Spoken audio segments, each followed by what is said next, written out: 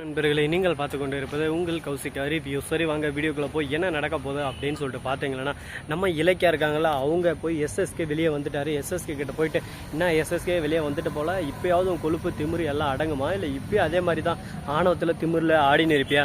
ரேவதி உன்னோட மனைவின்றதவே தாட்சாயணிக்கு தெரிஞ்சால் உன்னை அவ்வளோதான் தொலைச்சி கட்டுருவான்னு சொல்லிட்டு பயப்படுறியே. ரேவதியோட மகன் சிங்கா குட்டி மாதிரி இருக்காது, அதோட உன்னோட மகன். உன் மகனை இப்போ நேரில் கூட்டினார பார்க்குறியா அப்படின்னு சொல்லிட்டு கேட்குறேன். இலக்கியா, நீ தேவையில்லாத வேலை பண்ணிருக்கேன். எத்தனை நாளைக்கு அந்த ரேவதியை மறைச்சி வைப்பேன். ரேவதி அவன் மகன் 2 பேரையும் போட்டு தள்ளுறான். நான் அந்த அளவுக்கு பெரிய கொலகாரன். என் வாழ்க்கையில் எதிரின்னு எனக்கு யாரா உருவானா போட்டு தள்ளிட்டு போயிட்டே இருப்பேன். அதை தான் பார்க்குறமே 2 வருஷமாக எங்களை போட்டு தள்ளிட்டு போயினே இருக்கல. டே எஸ்எஸ்கே, நீ வாயில் மட்டும்தான் உதாரு, நான்லாம் செயல்லே உதாரு. செயல் மட்டும் நான் ஆரம்பித்தேன், நீ தாங்க மாட்டேன். தாட்சாயணிக்கு மட்டும் உன்னோட சுயரூபம் தெரிஞ்சு அடுத்த செகண்டு உன்னை துணியாக காணும் துண்டா காணும்னு ஓட விட்டு அடிப்பா. ஜாக்கிரதை. எல்லாமே ஒரு லிமிட்டு தான் எஸ்எஸ்கே. கேர்லெஸ்ஸாக இதே மாதிரி பண்ணிட்டு இருந்தேன், அதுக்கப்புறம் வாழ்க்கையில் நீ சந்தோஷத்தை காணாத மாதிரி உன் வாழ்க்கையவே தலைகீழ மாற்றி விட்ருவேன் அப்படின்னு சொல்லிட்டு நம்ம இலக்கியா பயமுறுத்துறாங்க.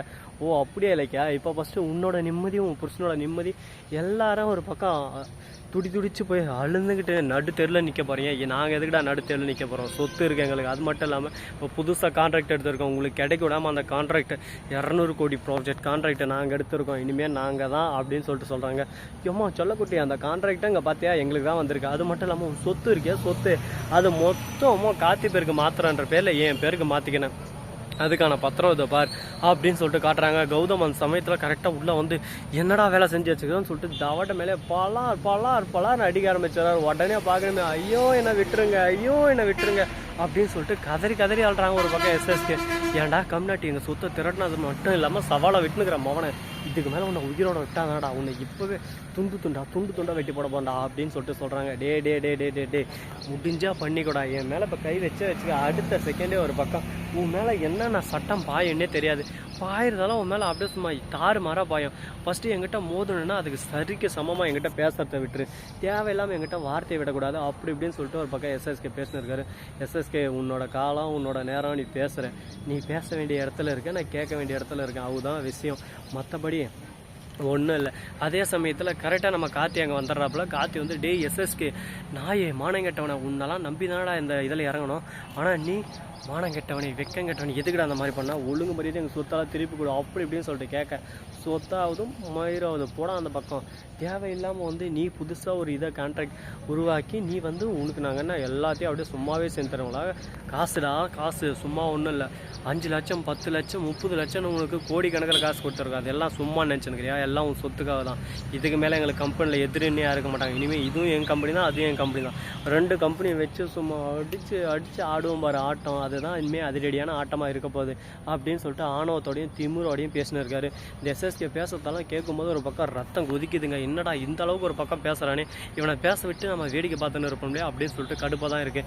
என்னங்க பண்ணுறது, பொறுமை கடலேனும் பெரிது. இப்போ அவன் பேச வேண்டிய இடத்துல இருக்கானா, நம்ம கேட்டு தான் ஆகணும். நாம் என்னைக்கு பேச வேண்டிய நேரம் வருதோ அன்னைக்கு அவன் கேட்டாகணும். அந்த கேட்குற நிலைமையில கூட அவனை விடக்கூடாது. அடித்து அவன் பண்ண ஒவ்வொரு விஷயத்துக்கும் துண்டா காணும் துணியாக காணும் அவனை ஓட விடணும்னு சொல்லிட்டு வெறியில் இருக்காங்க. வெறி கொண்டு சிங்கத்தை பார்த்துருக்கேன், ஆனால் அது வேட்டையாடி பார்த்துருக்கேன். பாப்படா இனிமையே பார்ப்பேன் அப்படின்னு சொல்லிட்டு டைலாகெல்லாம் விட்டுன்னு இருக்காரு. அந்த டைலாகெல்லாம் எந்த அளவுக்கு செல்லுபடி ஆகும்னு சொல்லிட்டு தெரியலைங்க. எல்லாமே ஒரு பக்கம் சூதானமாக நார்மலாக தான் போயின்னு இருக்குது. ஒரு பக்கம் இது கான்செப்டாகவும் சொல்ல முடியாது, பெரிய விஷயமாகவும் சொல்ல முடியாது, சிம்பிளான ஒரு விஷயமாக தான் போயிட்டு இருக்குது. இது எந்த அளவுக்கு ஒரு பக்கம் டெவலப் ஆக போகுது, டெவலப் ஆகுமா, டெவலப் ஏரியாவா அப்படின்ற மாதிரி கேள்விகள் ஒரு பக்கம் போயிட்டு தான் இருக்குது. பார்ப்போம் என்னென்ன நடக்க போகுது, ஏது நடக்க போகுதுன்னு சொல்லிட்டு. அது மட்டும் இல்லாமல் மறுபக்கம் என்ன நடக்குதுன்னு சொல்லிட்டு பார்த்தீங்கன்னா, பார்த்தீங்களா நம்ம ஊரில் ஜெய்சிபெல்லாம் ஒரு பக்கம் சர்ருன்னு போயிட்டே இருக்கேன். இந்த இடத்துக்கு எதுக்கு வந்துக்கிறேன் அப்படின்னு சொல்லிட்டு பார்த்தீங்கன்னா, ஜேசிபிக்கு வெல்டிங் வைக்கணும்னு சொல்லிட்டு மச்சான் கூட்டுவோமா. சரி மச்சான் கூட வந்துட்டு சும்மா இருந்தால் வேலைக்காமா, நம்ம வேலையை நம்ம கண்டினியூ பண்ணலாம் அப்படின்னு சொல்லிட்டு நம்ம வீடியோ போட்டுன்னு இருக்கோம். சரி இந்த மாதிரியெல்லாம் ஒரு பக்கம் போயிருந்தாலும் அதே சமயத்தில் மறுபக்கம் என்ன நடக்குதுன்னு சொல்லிட்டு பார்த்தீங்கன்னா, நம்ம தலைமை எஸ்எஸ்கே இருக்காங்களா, அவன் இருந்து வீட்டுக்கு போனதும் தாட்சாயணி கிட்ட, நான் தாட்சாயணி சொன்ன மாதிரி எல்லாத்தையும் ஒரு பக்கம் சுருட்டி எடுத்துட்டோமே.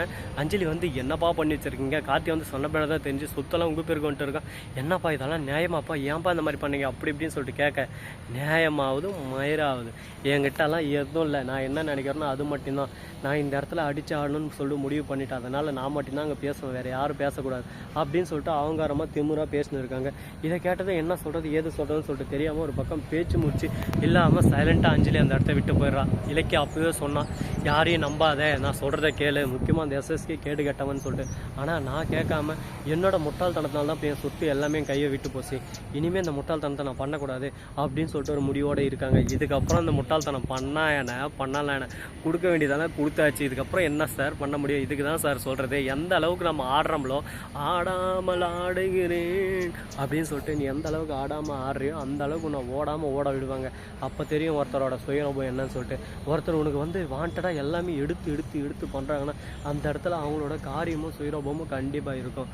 அப்படி இல்லாமையும் நிறைய பேர் பண்ணுவாங்க. அப்படி உங்களுக்கு எதிரியாக இருந்து ஒருத்தன் பண்ணுறான்னா கண்டிப்பாக அவனுக்கு க்ளோஸ் ஆகிறதுக்கு பண்ண மாட்டான், உன்னை க்ளோஸ் பண்ணுறதுக்கு தான் பண்ணுவான். எந்த விஷயத்தை தெரியாமல் நீ ஒரு பக்கம் முட்டாள்தனமாக ஆமாப்பா நம்மளுக்கு நிறைய விஷயம் செய்கிறாங்கப்பா அப்படின்னு சொல்லிட்டு சந்தோஷத்தில் நீ மிதந்துக்கிட்டு இருப்ப. ஆனால் அதே சமயத்தில் உன் சந்தோஷத்தை எடுக்கிறதுக்கு மறுபக்கம் அவன் சதி திட்டம் தீட்டு இருப்பான். அந்த மாதிரி தான் நம்ம எஸ்எஸ்கேவோட சதி வலையில் மாட்டிக்கிட்டு முழிச்சுக்கிட்டு இருக்காங்க. இதுக்கப்புறமாவது திருந்தவங்களா திறந்த மாட்டாங்களா, என்னென்ன நடக்க போகுது, ஏது நடக்க போகுது அப்படின்னு சொல்லிட்டு தெரியாமல் இந்த மாதிரி சுவாரஸ்யமான இன்ட்ரெஸ்டிங்கான கண்டென்ட்டோட உங்களுக்கு வீடியோ வேணும் அப்படின்னு சொல்லிட்டு நினைக்கிறீங்களா? அதுக்கு நீங்கள் பண்ண வேண்டியது மறக்காமல் நம்ம சேனலை சப்ஸ்கிரைப் பண்ண நண்பர்கள் சப்ஸ்கிரைப் பண்ணுங்கள், லைக் பண்ணுங்கள், ஷேர் பண்ணுங்கள், டிங் பெல்லை தட்டி விட்டு போங்க. அப்போ தான் நாம் போகிற அடுத்த வீடியோ உங்களுக்கு உடனுக்குடன் நோட்டிஃபிகேஷனில் வந்து கொண்டே இருக்கும்.